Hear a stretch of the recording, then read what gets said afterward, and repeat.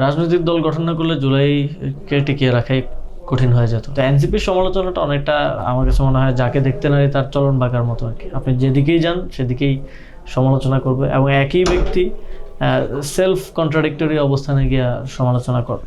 সুপ্রিয় দর্শক মণ্ডলী, আপনাদেরকে স্বাগত জানাচ্ছি আজকের বিশেষ সাক্ষাৎকারে। আমাদের সঙ্গে রয়েছেন এনসিপির মুখপাত্র এবং সাবেক উপদেষ্টা আসিফ মাহমুদ সজীব ভুঁইয়া। তো আমরা সরাসরি চলে যাব আসিফ মাহমুদ সজীব ভুঁইয়ার কাছে। প্রথমে জানতে চাইব কেমন আছে? এই তো আলহামদুলিল্লাহ। আসলে এনসিপির 1 বছর পূর্ণ হয়ে গেল, যদিও আপনি শুরু থেকে এনসিপির সঙ্গে ছিলেন না, কিন্তু আসলে মানসিকভাবে ছিলেন এটা বলা যায়। সেই জায়গা থেকে আমরা আসলে শুরুতে জানতে চাইব যে ছাত্র গণ অভ্যুত্থানের গর্ভ থেকে আসলে এনসিপির জন্ম। সেই জায়গা থেকে একদিকে বিপ্লবকে ধারণ করার ব্যাপার ছিল, পাশাপাশি প্রচলিত রাজনীতিতে থিতু হওয়ার একটা চ্যালেঞ্জ ছিল। তো এই দুটি মিলিয়ে যদি বলা হয় তাহলে আপনি 1 বছরের পথ চলাকে কীভাবে মূল্যায়ন করবেন? অবশ্যই অনেকগুলো চ্যালেঞ্জ ছিল গত 1 বছর এবং রাজনৈতিকভাবে খুবই ইভেন্টফুল টাইম। এটা বাংলাদেশের জন্য, শুধু আমাদের জন্য যেমন না। এবং গণঅভ্যুত্থানের পরে এত দ্রুত সময়ে একটা রাজনৈতিক দল গঠন করা, নতুন করে সংগঠিত করা এবং আবার 1 বছরের মধ্যেই একটা জাতীয় নির্বাচনের মতো গুরুত্বপূর্ণ নির্বাচনে অংশগ্রহণ করা, তার মধ্য থেকে এর মধ্যে জোট প্রক্রিয়া হলো, আমাদের 6 জন নির্বাচিত হলেন এবং ওভারঅল 22 লাখের মতো মানুষ আমাদেরকে ভোট দিলেন মাত্র 30টি আসনে। সব কিছু মিলিয়ে আমার মনে হয় যে এনসিপি এই স্বল্প সময়ের মধ্যে হয়তো প্রত্যাশার পারদটা আরও বেশি উপরে ছিল, তারপরেও যতটুকু এনসিপি অ্যাচিভ করতে পেরেছে সেটা এনসিপির জন্য এবং আমরা মনে করি যে যথেষ্ট 1 বছর বয়সে এবং প্রথম নির্বাচন হিসাবে বাংলাদেশের ইতিহাসে আর কোনো দল এত দ্রুত সময়ের মধ্যে বা এরকম সাফল্য আনতে পারেনি এবং এটা একটা অনুপ্রেরণারও বিষয়। আগামীর সময় নিজেদেরকে প্রমাণ করার এবং এক ধরনের কনফিডেন্স আমাদের নেতাকর্মীদের মধ্যে তৈরি করেছে। রাজনৈতিক দল গঠনের পরে জুলাইয়ের শক্তি কমে গেছে, এরকম একটা কথা আমাদের রাজনৈতিক অঙ্গন এবং সমাজে প্রচলিত হয়ে গেছে আর কি।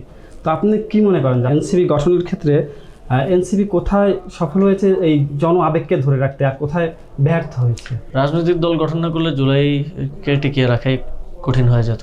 মানুষ তো সংগঠিত থাকে কোনো না কোনো মাধ্যমে এবং সেই সংগঠিত থাকার যদি কোনো উপায় বা জায়গা না থাকে এবং জায়গা যদি আমরা না করতে পারতাম তাহলে জুলাই গণ অভ্যুত্থান মিলে যাওয়ার সম্ভাবনা অনেক বেশি ছিল। তো সেই জায়গা থেকে আমরা প্রথম থেকেই এটা আরও অনুপ্রেরণা জানিয়েছি যে নানা ধরনের মতাদর্শ, নানা ধরনের বোঝাপড়া থাকতে পারে, কিন্তু জুলাই গণ অভ্যুত্থানের শক্তিগুলো রাজনৈতিকভাবে অ্যাক্টিভ হওয়া উচিত এবং বিভিন্নভাবে রাজনীতিতে থাকা উচিত। সেজন্য আরও অনেক প্ল্যাটফর্ম গঠিত হয়েছে, তাদেরকে আমরা স্বাগত জানিয়েছি এবং এই প্ল্যাটফর্মগুলোর মাধ্যমে এবং এনসিপি সহ রাজনৈতিক দলগুলোর মাধ্যমেই জুলাই গণ অভ্যুত্থানের যারা শক্তি আছে সবাই একত্রিত থাকতে পারে এবং তারা যে কোনো সময় গণ অভ্যুত্থান সংক্রান্ত যে কোনো বিষয়ে কথা বলতে পারে, তাদের ভয়েস রেজ করতে পারে এবং এর মধ্য দিয়েই জুলাই বেঁচে থাকে এবং তার অগ্রযাত্রাটা চলমান থাকে। অবশ্যই এর সাথে আরও কালচারাল এবং সোশ্যাল লড়াইটাও একই সাথে চালিয়ে যাওয়া জরুরি। এই যে জুলাইকে ধারণ করা বা জুলাইয়ের স্পিরিটটাকে বাঁচিয়ে রাখার কথা আপনি বলছেন, কিন্তু এনসিপি জুলাইকে ধারণ করতে ব্যর্থ হয়েছে এরকম সমালোচনাও কিন্তু আছে। এই সমালোচনাটাকে আপনি কি অযৌক্তিক বলবেন?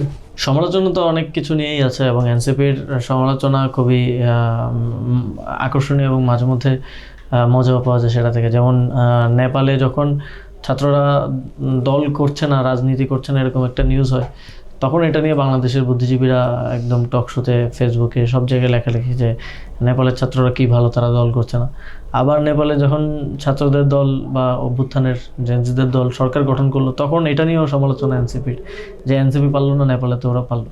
তো এনসিপির সমালোচনাটা অনেকটা আমার কাছে মনে হয় যাকে দেখতে নারী তার চলন বাঁকার মতো আর কি। আপনি যেদিকেই যান সেদিকেই সমালোচনা করবে এবং একই ব্যক্তি সেলফ কন্ট্রাডিক্টরি অবস্থানে গিয়ে সমালোচনা করবে। তবে তার মধ্য থেকে মূলত এনসিপির প্রমাণটা দিবে তার কাজের মাধ্যমে এবং তার ফলাফলের মধ্য দিয়ে, এবং একটা বড় প্রুফ পয়েন্ট আই থিঙ্ক এই নির্বাচনে হয়ে গেছে এনসিপির। অনেকেই বলতো, ভয় দেখাতো যে এনসিপি বিলুপ্ত হয়ে যাবে, এনসিপি থাকবে না, এনসিপির কোনো অস্তিত্ব বাংলাদেশে থাকবে না এবং গণঅভ্যুত্থানের কোনো অস্তিত্ব থাকবে না। তো সেটাকে আমরা বাংলাদেশের মানুষ বৃদ্ধাঙ্গুলি দেখিয়েছে এনসিপিকে সমর্থন এবং ভোট দেওয়ার মধ্য দিয়ে। এখানে আরেকটি ব্যাপার চলে আসে, সেটা হলো যে প্রত্যাশার আলোকে যে পারফরমেন্স করতে না পারা, এক্ষেত্রে আসলে যে এনসিপি নেতাদের নামে দুর্নীতির যে অভিযোগ আসলে বিভিন্ন সময় উঠেছে, আপনি কি মনে করেন যে এই অভিযোগটাও এনসিপির অগ্রযাত্রার একটা বড় প্রতিবন্ধকতা হিসেবে কাজ করেছে? আমরা যখন মাঠে ময়দানে কাজ করতে যাই, যখন মানুষের সাথে কথা বলতে যাই, তখন আমাদের কাউকে বলতে হয় না যে এগুলো ভুয়া। আসলে মানুষ এসে আমাদেরকে বলে যে তোমাদের বিরুদ্ধে তো অনেক ষড়যন্ত্র, অনেক নানা ধরনের অভিযোগ এবং ভুয়া জিনিসপত্র হচ্ছে।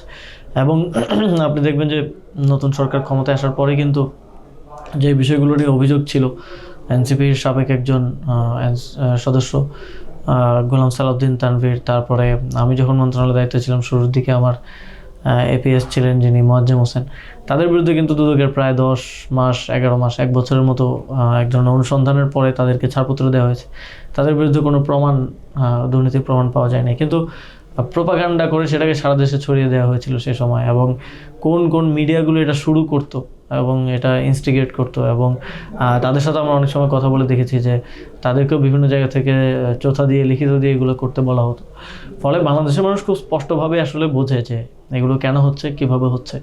এবং মিডিয়াতে এখনও আওয়ামী লীগের একটা বড় এস্টাবলিশমেন্ট রয়ে গিয়েছে। এবং আমরা দেখেছি যে এই দেশে ন্যারেটিভ উৎপাদনের মধ্য দিয়ে খালেদা জিয়াকেও এতিমের টাকা মেরে খাওয়ার কথা বলে জেল খাটানো হয়েছে, এবং জুলাই গণঅভ্যুত্থান না হলেও হয়তো ওনাকে কারাবন্দী অবস্থাতেই জীবন দিতে হতো।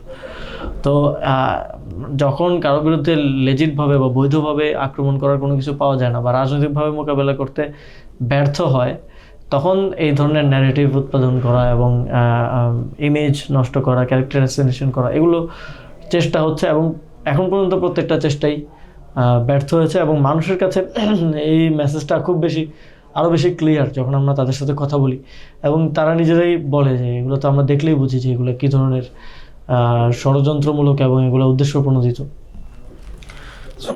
আমরা শুরুতে এনসিপির আদর্শিক একটি অবস্থান নিয়ে টানাপোড়েন আমরা দেখেছি। কখনো তারা সেকুলারের দিকে ঘেসেছে, কখনো দেখা গেল বাম ঘেঁষার দিকে ঘেসেছে, আবার কখনো সেন্ট্রিস্ট অবস্থায় এসেছে। সর্বশেষ মধ্যপন্থার কথা বলা হচ্ছে। আসলে এটি কি এনসিপির চূড়ান্ত আদর্শ? আমরা শুরু থেকেই মধ্যপন্থার কথা বলছি। আমি জানি না যে কখন আমরা ডানে বামে বা এদিকে গেলাম।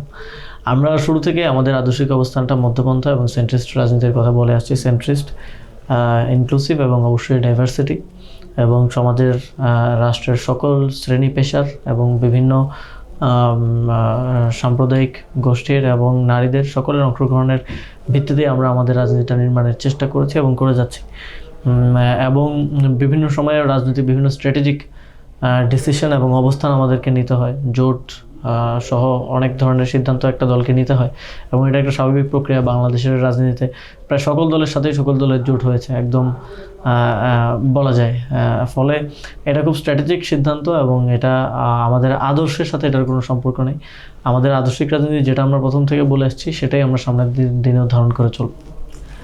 জামায়াত ইসলামের সঙ্গে বা ইসলামী সমমনা দলগুলোর সঙ্গে যখন আপনারা সমঝোতায় গেলেন, তখন দেখা গেল যে এনসিপির বিশেষ করে নারীর নেতৃত্বের একটা অংশ আপনাদের থেকে তারা দল থেকে চলে গেল। এই যে চলে যাওয়াটা, এটাকে আসলে মানে সাংগঠনিক দুর্বলতা বলবেন নাকি আদর্শিক দুর্বলতা বলবেন? একজন দুজন ছাড়া বিশেষ কেউ দল থেকে যায়নি, এবং হয়তো অনেকের এই জোটের প্রক্রিয়াটা খুব তাড়াহুড়োর মধ্যে সে সময় আমাদের তৎকালীন নেতৃবৃন্দের করতে হয়েছে। ফলে দলের মধ্যে বিশেষভাবে আলোচনা করার সুযোগ হয়ে ওঠেনি। তারপরে দলের কয়েকটা ফোরামে এটা আলোচনার ভিত্তিতেই গণতান্ত্রিক প্রক্রিয়ায় জোটের সিদ্ধান্তটা হয়েছিল, এবং এটাকে একটা কৌশলগত জোট, এবং জোট বলতে নির্বাচনী ঐক্য হিসেবে আমরা দেখি, আদর্শিক হিসেবে দেখি না।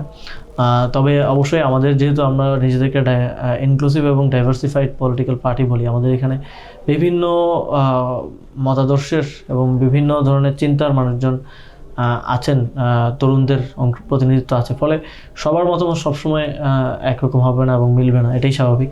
এবং এই ডাইভার্সিটিটাকে আমরা সম্মান এবং শ্রদ্ধা করি, এবং আমরা মনে করি এর মধ্য দিয়ে এনসিপি এগিয়ে যাবে। এবং এই জিনিসগুলো পরবর্তীতে সময় নিয়ে বোঝানোর পরে, কথাবার্তা বলার পরে এই জিনিসগুলো অনেকটাই সমাধান হয়ে এসেছে। গণ অভ্যুত্থানের প্রধান দল হিসেবে এনসিপিকে মূল্যায়ন করা হয়। আসলে সেক্ষেত্রে আপনাদের প্রধান দায়িত্বের মধ্যেই পড়ে হলো জুলাই সনদকে বাস্তবায়ন করা। এখন কি বর্তমান নির্বাচিত সরকার জুলাই সনদ বাস্তবায়নে কতটুকু আন্তরিক বলে আপনি মনে করেন, এবং যদি সরকার একটা বাস্তবায়নের টালবাহানা করে সেক্ষেত্রে আপনাদের অবস্থানটা কেমন হবে? আমরা তো একেবারেই আন্তরিক দেখছি না। প্রথম শপথের দিনেই তারা এক ধরনের আইনি জটিলতা তৈরি করলো সংবিধান সংস্কার পরিষদের শপথ না নিয়ে, এবং বারবার তারা সংবিধান লঙ্ঘন, আইন লঙ্ঘনের কথা বললো, তারা নিজেরাই আইন লঙ্ঘন করলো।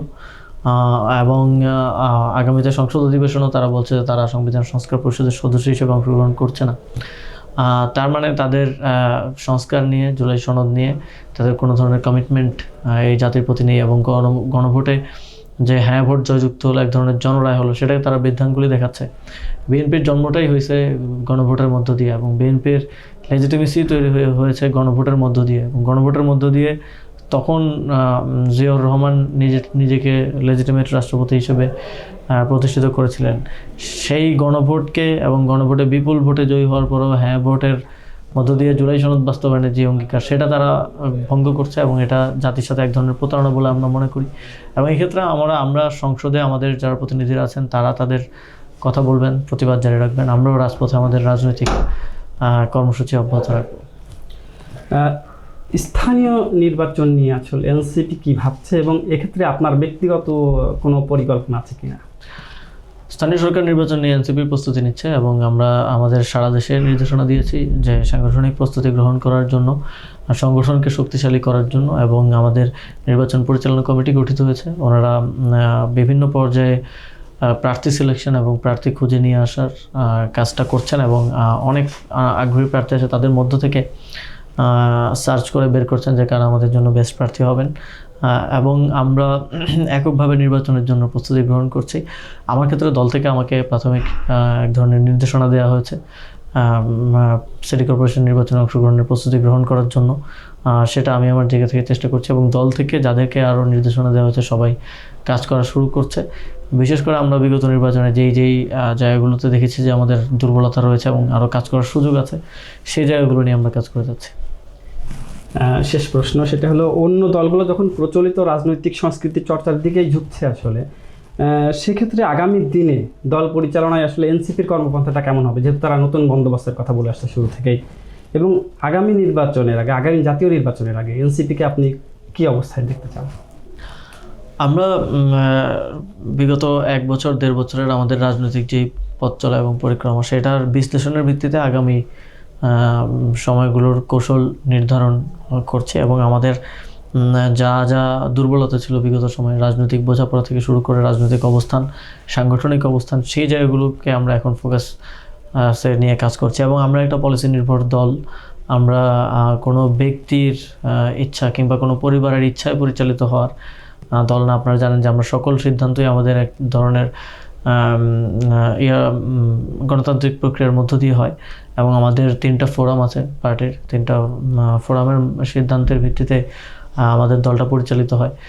সেটা বাংলাদেশের চলমান যেই রাজনৈতিক দলগুলো আছে অধিকাংশই কোনো ব্যক্তি বা পরিবারকে কেন্দ্র করে গড়ে ওঠা রাজনৈতিক দল। সেই জায়গা থেকে আমরা এই প্র্যাকটিসটা আমাদের মধ্যে রাখতে চাই, এবং সামনের দিনে আমাদের সকল ক্ষেত্রে পলিসি নির্ভর একটা দল হতে চাই, ব্যক্তি নির্ভর কিংবা নেতা নির্ভর দল না। আপনারা জানেন ইতিমধ্যে আমরা আমাদের অনেকগুলো জায়গা নিয়ে কাজ করছি। আমাদের ফরেন পলিসি কী হবে, ফাইন্যান্স পলিসি কী হবে, আমরা কীভাবে আমাদের দলের ফাইন্যান্সিয়াল স্ট্রাকচারটা তৈরি হবে এবং কীভাবে আমাদের দল পরিচালিত হবে, এই সব কিছু নিয়েই আমাদের নতুন পরিকল্পনা, এবং সেই পরিকল্পনা অনুযায়ী আমরা সামনের দিকে এগিয়ে যাচ্ছি।